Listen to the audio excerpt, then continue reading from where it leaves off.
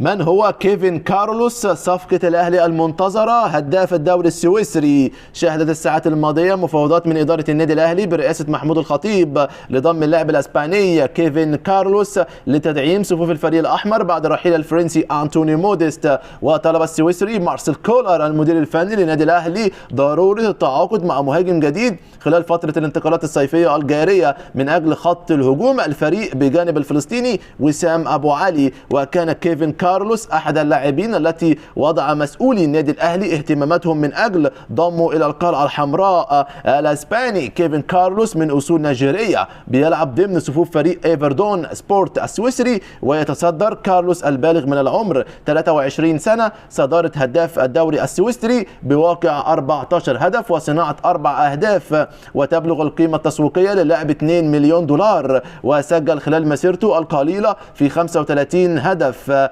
وترغب عدة أندية أوروبية وسعودية في التعاقد مع اللاعب الأسباني مما يعرقل انضمام اللاعب إلى النادي الأهلي. ويرتبط كيفن كارلوس بعقد مستمر مع ايفردون سبورت حتى يونيو 2027 ومن المنتظر أن يحسم اللاعب وجهته المقبلة. موقع عالمي بيكشف مفاجأة بشأن دبابة الأهلي المنتظرة. كشف موقع ترانسفير ماركت العالمي عن مفاجأة بشأن اللاعب الكونغولي جوناثان أكويتا لاعب فريق زيورخ السويسري والمرشح للانضمام للنادي الأهلي بعد الدخول في مفاوضات أولية من أجل ضمه. وحسب موقع ترانسفير ماركت المختص في انتقالات اللاعبين فإن نسبة انتقال اللاعب الملقب بالدبابة للأهلي تصل لنحو 63% بعد الأنباء التي ربطت اسم اللاعب بالقلعة الحمراء. وعلم صوت الكورة ان الاهلي تواصل بالفعل مع مسؤولي فريق زيورخ لضم الكونغولي اوكويتا لكنه تفاجأ بمبالغة في طلبات الفريق السويسري المادية رغم ان اللاعب يتبقى له موسم واحد فقط في قيمة عقده مع فريق زيورخ.